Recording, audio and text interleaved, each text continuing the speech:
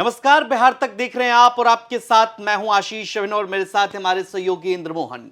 RJD को साल 2025 के विधानसभा चुनाव में करारी हार मिली और पार्टी महज 25 सीटों पर सिमट गई। लेकिन इन सब के बीच तेजस्वी यादव ने एक इंटरव्यू दिया। तेजस्वी यादव का चुनाव के हार के बाद कहिए कि बड़ा इंटरव्यू है और पहला इंटरव्यू है। इंटरव्यू दिया उन्होंने पूर्व केंद्रीय मंत्री और दिग्गज वकील कपिल सिब्बल को। इस इंटरव्यू में तेजस्वी यादव ने जिक्र किया है बहुत सारी बातों का, चुनाव में हार के कारणों का भी जिक्र किया और यहां तक कह दिया कि लोकतंत्र जो है वो हार गया, मशीनरी चुनाव जीत के है। और साथ ही साथ तेजस्वी यादव ने कहा कि सरकार जो है वो रिश्वत देकर चुनाव जीती है। आने वाले 5 साल तेजस्वी यादव क्या करेंगे इस पर सबकी नजर है। लेकिन इंद्रमोहन सर, ये बड़ा आरोप तेजस्वी यादव का, क्या आरोप वाली राजनीति तेजस्वी यादव अब करेंगे या फिर जमीन पर उतरेंगे? सवाल तो यही। लेकिन कपिल सिब्बल के इंटरव्यू में तेजस्वी ने यह बात कहकर एक बार फिर से नई बहस को जन्म दे दिया है। देखिए, तेजस्वी यादव ने जो इंटरव्यू दिया उस पर बाद में आया, लेकिन आप देखिए कि जब से चुनाव का परिणाम आया तेजस्वी यादव मीडिया से गायब है। तेजस्वी यादव मीडिया से बिल्कुल भी बात नहीं करते, कोई उन्होंने अभी तक बयान नहीं दिया है। विधानसभा में जब स्पीकर प्रेम कुमार बनाए गए तो उनके लिए धन्यवाद देना था, तो उसमें 3 मिनट का एक भाषण है तेजस्वी यादव का। इसके अलावा अगर मैं कहूं तो आपको तेजस्वी का कोई भी बयान नहीं दिखेगा। चुपचाप एयरपोर्ट से आते हैं, चले जाते हैं, किसी से कोई बातचीत नहीं है।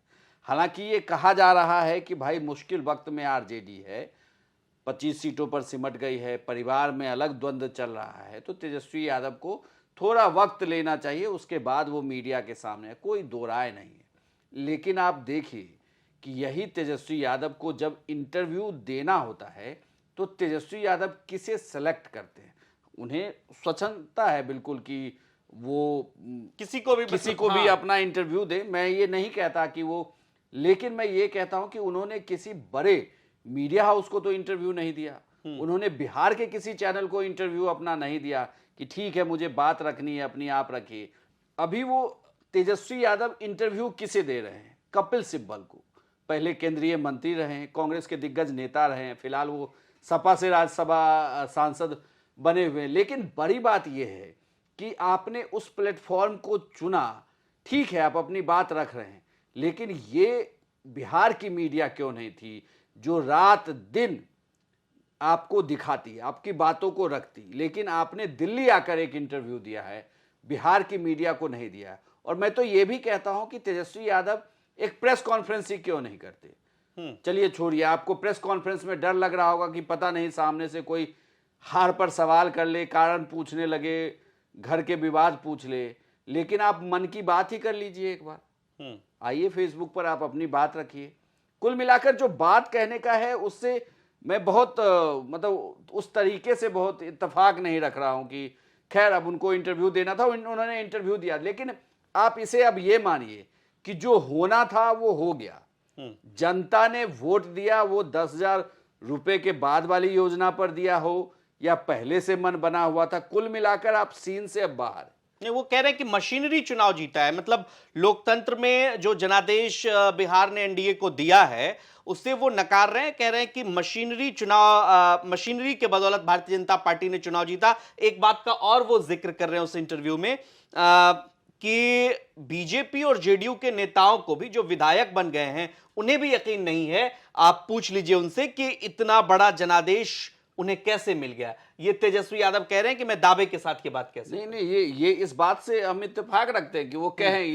ये तो किसी को भरोसा नहीं था कि बिहार के परिणाम इस तरह से आएंगे। और दूसरी बात, वो जो कह रहे हैं कि मशीनरी, अगर इसे ये माना जाए कि 10,000 की योजना ने काम कर लिया है, तो लेकिन वोट तो जनता ने दिया है। या अगर आप अपनी बात मजबूती से पहुंचाते, क्योंकि कह तो तेजस्वी भी रहे थे, लगातार योजनाओं का जिक्र किया इन्होंने कि हम ये कर देंगे, हम इतनी नौकरी देंगे, हर जीविका दीदी को परमानेंट करने की व्यवस्था हो रही थी, माय बहन योजना की बातचीत थी, लेकिन लोगों ने उस पर भरोसा नहीं जताया। देखिए, यहां बात भरोसे की है। एक वादा था जो कहा जा रहा था कि हो जाएगा, एक जिसमें आया, और दूसरी बड़ी बात भरोसे की भी थी। आप ये बात माननी पड़ेगी कि अगर 10,000 की योजना जैसा तेजस्वी कह रहे हैं कि काम कर रही थी, तो लोग ये बात भी माननी पड़ेगी कि जिसके पास भी गया उसने भरोसा जरूर जताया, और ये भरोसा डबल है। एक तो जो था वो था, और इस पैसे ने और भरोसे को बढ़ाया होगा। लेकिन आप इतने दिन तक अगर रहे तो आपने तो ये भरोसा नहीं कमाया, आप अपने वोट बैंक को भी खो रहे। इस पर क्यों नहीं बोलते वो? ये एक बड़ा सवाल है। और लेकिन इसी सवाल पे आते हैं कि आने वाले 5 साल में, चूंकि अब फुल मेजोरिटी की सरकार है और स्थिर सरकार है, नीतीश कुमार की पार्टी भी बेहतरीन प्रदर्शन इस बार करते हुए दूसरे नंबर पर पहुंच गई, बीजेपी नंबर 1 पार्टी बनी है। 5 साल तेजस्वी की राजनीति क्या रहेगी? क्या कोई शांति से बैठे और नीतीश कुमार एक अन्य मार्ग का रास्ता छोड़कर तेजस्वी यादव की तरफ चले जाएंगे और सरकार बदल जाएगी? अब तो वो स्थिति रही नहीं।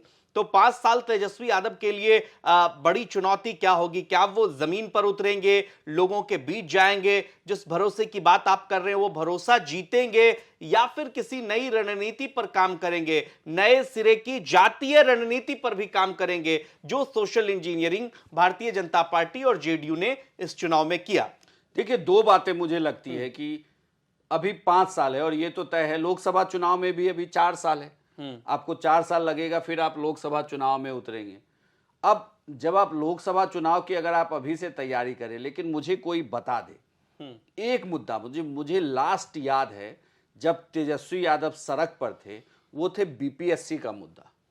जब वो बीपीएससी के छात्रों से मिलने के लिए गए थे, पर जो धरना स्थल था वहां पर, उसके बाद मुझे कोई बता दे कि तेजस्वी यादव को आपने सड़कों पर कब देखा, कब वो अपने कार्यकर्ता के साथ बैठे हैं? वो कहते हैं कि हमने वोटर अधिकार यात्रा निकाली, राहुल गांधी के साथ हम सड़क पर थे, जो प्रवक्ता उनके कहते हैं। बिल्कुल वो सही कहते हैं। अगर वो प्रवक्ताओं ने अगर उस यात्रा में वो प्रवक्ता साथ थे तो उन्हें पता होगा कि उसकी सच्चाई क्या है। मैंने तो कवर किया है, बिहार तक ने कवर किया है, हमें पता है कि उसकी सच्चाई क्या थी।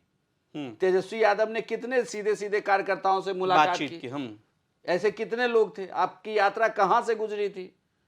ठीक है, अब अगर आप कहते हैं कि सब कुछ ठीक था, तो आपने जहां जहां यात्राएं की वही उनके क्या परिणाम आपके पक्ष में है? नहीं है। आपके बड़े नेता चुनाव हार गए, ये तो एक बहुत बड़ा सेटबैक है। लेकिन मेरा कहना यह है कि तेजस्वी यादव को जमीन पर उतरना होगा। तेजस्वी यादव को एक तरीके से कहें तो बड़े नेता वाला टैग छोड़कर, क्योंकि वो नेता प्रतिपक्ष अभी भी है, सारी सुविधाएं हैं उनके पास, लेकिन उन्हें सड़क पर उतरकर विपक्ष की राजनीति करनी होगी। सिर्फ ये नहीं कि किसी के यहाँ कोई घटना घट गई है तो आप पहुंच जाइए और एक लिफाफा पकड़ा दीजिए, बिल्कुल नहीं। उसको न्याय दिलाने तक की जंग लड़नी होगी उनको, और यही जंग है जो आगे दिखा। दूसरी बड़ी बात आप ये देखिए, जो आप कह रहे हैं कि जातीय गुनागणित कैसे सेट करेंगे, मुझे लग रहा है कि बिहार में मतलब जातियां दरकने लगी है, और जबरदस्त दरक रही। भले लोग कहें कि जाति वहां हट नहीं पा रही, ये चलिए ये मान लेते हट नहीं पा रही, तो फिर ये इस तरीके के परिणाम कैसे आ गए? क्योंकि जातियां तो टूटी ही, वो सारे वोट बैंक टूटे हैं। एनडीए के सभी पार्टियों का वोट प्रतिशत बढ़ गया है, बल्कि बहुत ज्यादा बढ़ा है। इतनी अगर उम्मीद उनको नहीं थी तो वोट प्रतिशत बढ़ा है, तो घटा किसका है? महागठबंधन का घटा है, आरजेडी का घटा। तो इनका जो दरका है उसको वापस आप कैसे ले पाएंगे? और सिर्फ अब आप ही प्लेयर नहीं है, प्रशांत किशोर भी वहां बैठे हुए हैं, उनके पास भी अब 5 साल का वक्त है, वो भी अब अपनी जमीन शून्य से शुरू करने वाले हैं। तो इतना आसान तेजस्वी यादव के लिए नहीं है। लेकिन जो मुझे लगता है कि तेजस्वी यादव पहले से काफी परिपक्व, मैच्योर और शानदार वक्ता है।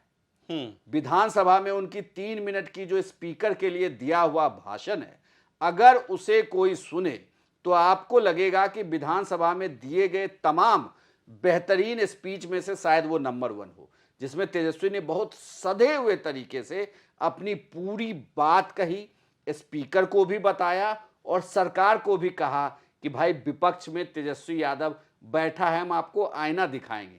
तो यही सधे हुए तरीके से उन्हें साधना होगा। दूसरी बड़ी बात जो मुझे लगता है कि जहां तेजस्वी को जरूरत है, अगर सभी लोग कह रहे हैं कि उनके आसपास के लोगों से दिक्कत हो रही है पार्टी को और परिवार को, तो उन्हें शायद उनसे दूर होना होगा उनको दूर करना होगा, तभी आगे बढ़ पाएंगे। निश्चित तौर पर तो ये तमाम ऐसे सवाल हैं जो महागठबंधन की राजनीति में चुनाव के दौरान देखने को मिला, कि चाहे आपसी सामंजस्य की बात हो सभी दलों के बीच या परिवार का मामला हो, इससे सही ढंग से निपटा नहीं गया। लिहाजा इतनी बड़ी हार आरजेडी की हुई। क्या 5 साल तेजस्वी यादव सड़कों पर उतरकर जनता के मुद्दे को उठाएंगे और आने वाले समय में क्या वो बिहार की राजनीति को बदल पाएंगे? कमेंट सेक्शन में अपनी प्रतिक्रिया दीजिए। तमाम खबरों के लिए आप देखते रहिए बिहार तक। नमस्कार।